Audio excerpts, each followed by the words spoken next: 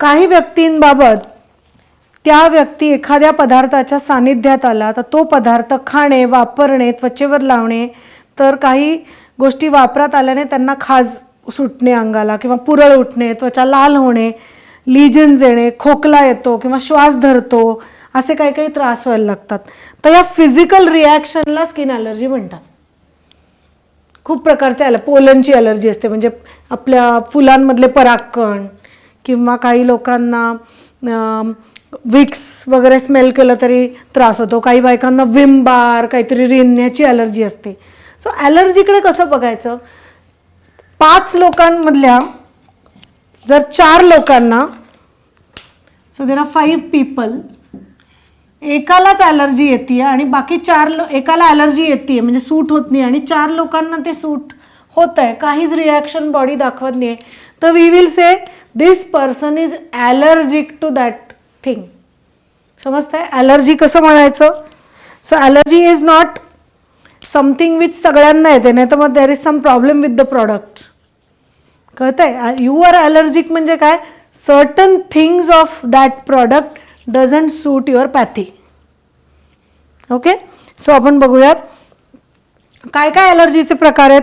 तुम्ही कुठल्या, समजा आता हेअर कलर लावलात किंवा फेशियलचे प्रॉडक्ट्स, कुठले मेकअप प्रॉडक्ट्स लावले तर लोकांना पुरळ येतं किंवा लिजन्स उठतात, म्हणजे बारीक बारीक फोड येतात, श्वास घ्यायला त्रास होणं, इवन कलरनी सुद्धा हा प्रॉब्लेम येतो, डुप्लिकेट कलर्स वगैरे वापरले तर, किंवा नुसतं रेडनेस येणं.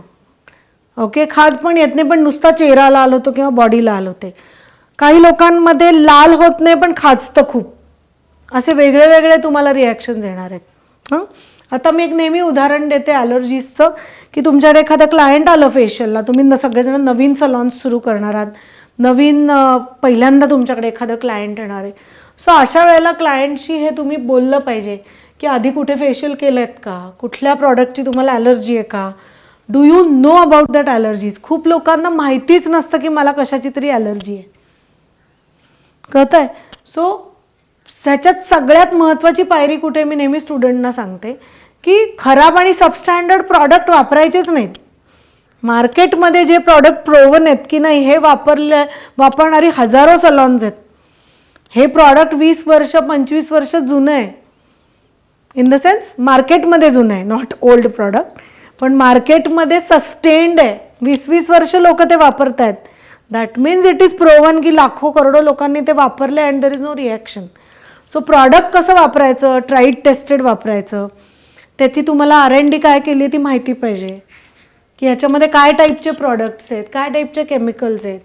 कुठलं तरी मार्केटमध्ये जाऊन एखादं कॅनमध्ये काहीतरी घेऊन आलात किंवा कुठल्या तरी डब्यामध्ये अनलेबल्ड प्रॉडक्ट घेऊन आलात, then you will face lot of allergy issues with your client.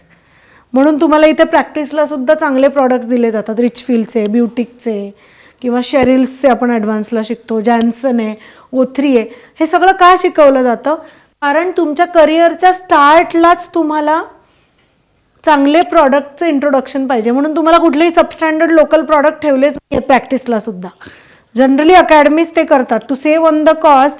मोठ्या मोठ्या कॅनमधनं क्लिन्झर्स आणायचे किंवा मोठ्या मोठ्या डब्यांमध्ये किलोचे क्रीम्स आणायचे आणि सगळ्या ट्रीटमेंट्सला यूज करायचे. We don't do that way. We use specialise product which is good for your skin आणि ज्यांनी ॲलर्जीज येणार नाही आहेत. ओके. सो जेव्हा क्लायंट आपल्याकडे येतो तेव्हा पहिली स्टेप काय, ॲनालिसिस, की तुम्ही आधी फेशियल केलं का, ॲलर्जी आहे का. Second most important thing is तुमच्याकडे प्रॉडक्ट रेंज कुठली आहे. तुमच्याकडे अशी प्रॉडक्ट रेंज आहे का की जी प्रोवन आहे, टेस्टेड आहे. येस आहे, कारण तुम्ही शिकताय. त्यानंतर थर्ड स्टेज काय, क्लायंट सांगेल तुम्हाला, हो मी मागच्या वेळेला एकदा फेशियल केलं होतं, असं समजा क्लायंट बोलला की मला थोडीशी रॅश आली, तर you have to keep talking to the client. क्लायंटशी डिस्कस करा काय टाईपची ॲलर्जी आली. क्लायंट बोलते मला ना खूप लाल लाल झालं आणि खूप फोड उठले, मला डॉक्टरकडे जावं लागलं, मग ट्रीटमेंट केली, मग डॉक्टर म्हणले परत त्या सलॉनमध्ये जाऊ नका. So the reason is unknown.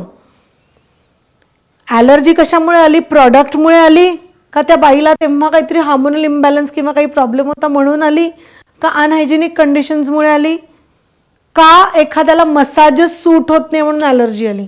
Massage सूट नाही झाला, मसाज एक्सेसिव्ह झाला तरीसुद्धा लोकांना पिंपल्स येऊ शकतात.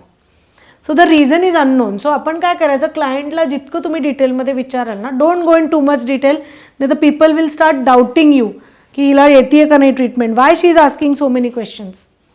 पण यू हॅव टू से नाही तुम्हाला ॲलर्जी आली होती ना, that's why to be on safer side मी विचारते, त्याप्रमाणे मी प्रॉडक्ट्स चॉईस करीन. आता ब्लॉसम कोचर अरोमा मॅजिकचे आपण इथे प्रॉडक्ट वापरतो, एकदम बेस्ट आहेत, ऑर्गॅनिक आहेत, व्हेरी माइल्ड. शेरिल्सचे वापरतो. सो ॲलर्जिक स्किनला तुम्ही फेशियल करू शकता त्यांनी. ओके. सो क्लायंटला सांगायचं मी डिस्कस का करते, because I have to analyse and I have to find out which product suits you. आणि लोक देतात माहिती, फक्त you have to know how to consult. Okay. त्याच्यानंतर त्यांना एक प्रश्न विचारायचा की तुम्हाला असं वाटतं का की मसाज केल्यामुळे तुम्हाला पिंपल्स आले किंवा रॅश आली. मग त्या म्हणतील नाही नाही मसाज तर मी खूप घेते, माझ्याकडे घरी बॉडी मसाजला येते, मी स्पाजमध्ये जाते. You know client will start opening up. मी खूप वेळा आधी फेशियल केलं आहे पण मला त्या सलॉनमध्येच असा हे आला. सो तुम्हाला याचा एक इक्वेशन सगळं बसवून एक फायनल हे काढायचा असतो डिसिजन की ओके मे बी त्या दिवशी त्या सलॉनमध्ये हायजीन नीट मेंटेन नव्हती किंवा ते सलॉन त्या लेवलचं नव्हतं किंवा प्रॉडक्ट रेंज त्यांच्याकडे नव्हती आणि ह्या क्लायंटला सूट नाही झाली. ओके.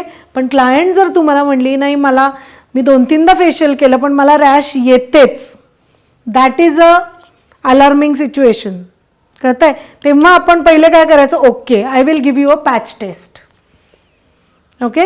सो ॲलर्जी एखाद्याला येते आणि तुमच्याकडे फर्स्ट टाइम क्लायंट आला तर before starting the treatment we give them a patch, PATCH, patch test. What is a patch taste.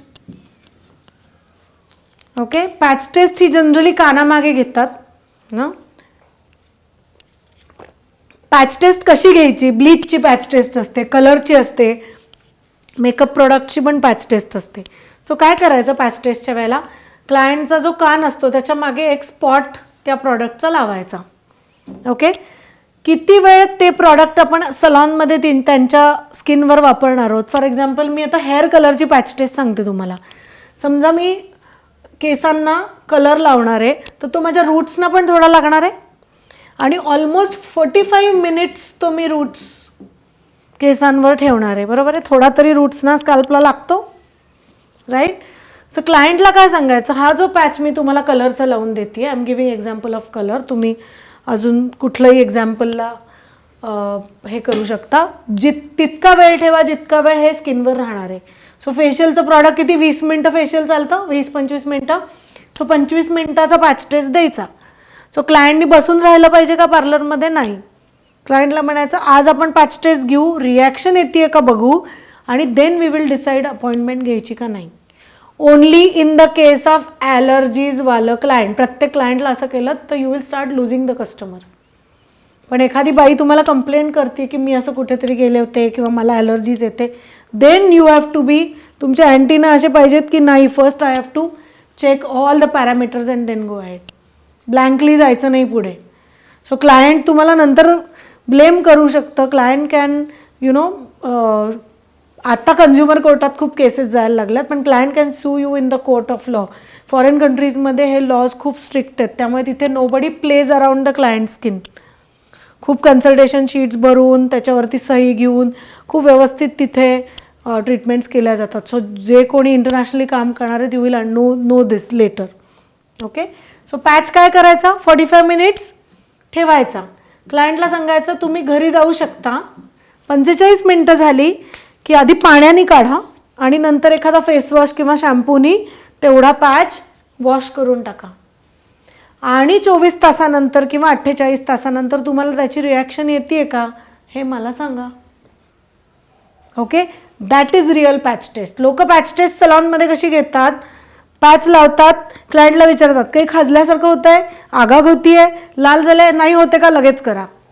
So what happens is अशी घाई केल्यामुळे क्लायंटला 48 आवर्स किंवा 24 आवर्स नंतर रॅश येते आणि क्लायंट म्हणतो की यांनी पॅच टेस्ट घेतली बहुतेक तेव्हा प्रॉडक्ट वेगळं लावलं. U know client will start making all different हे. सो तुम्हाला पॅच टेस्ट कशी घ्यायची ते पण माहीत पाहिजे. असं तुम्ही सगळ्याला करू शकता. मेकअप, स्किनचे प्रोडक्ट्स, शॅम्पूज, ज्याला ॲलर्जी आहे त्याला do a patch test. Getting it. Chemical treatment, जसं तुम्ही ॲडव्हान्सला जाल ना, तुम्हाला हेअर केमिकल सर्व्हिसेस खूप आहेत, रिबॉन्डिंग, स्ट्रेटनिंग, सिस्टीन, तेव्हासुद्धा. सो हे येऊ शकतात रिॲक्शन्स. ॲलर्जी किंवा डर्मटायटिस म्हणतात त्याला. काही गोष्टींची ॲलर्जी ताबडतोब येते, म्हणजेच साबण, शॅम्पू, कॉस्मेटिक्स वगैरे याचा वापर प्रॉपरली जर नाही झाला, नीट नाही झाला, तर रॅश लगेच येऊ शकते, किंवा खराब क्वालिटीचे प्रॉडक्ट असतील तर. काही रॅशेस हे लगेच जातात सुद्धा, आणि काही रॅशेस लॉंग टर्म राहतात. Perming lotion, hair dyes, straightening सोल्युशनची ॲलर्जी गंभीर म्हणजे थोडीशी सिव्हिअर असते.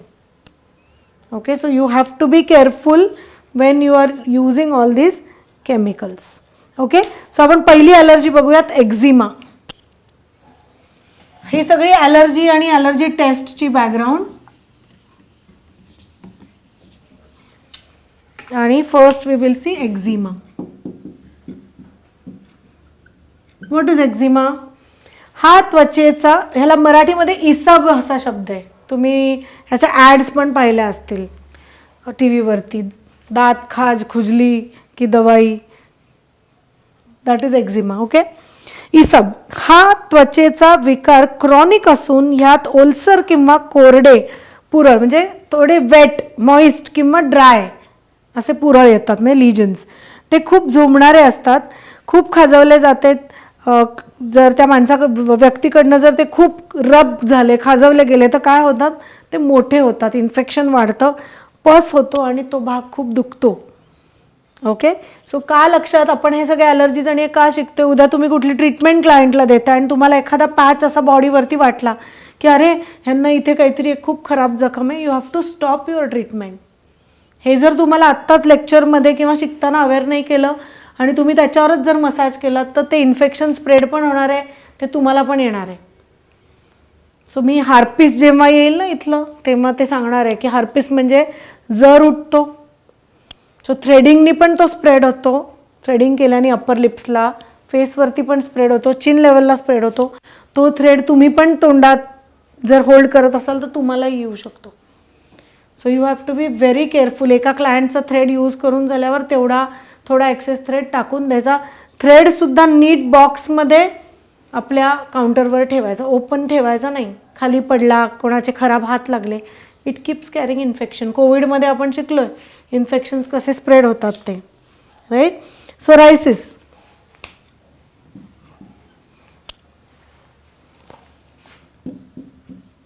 पी सायलेंट आहे.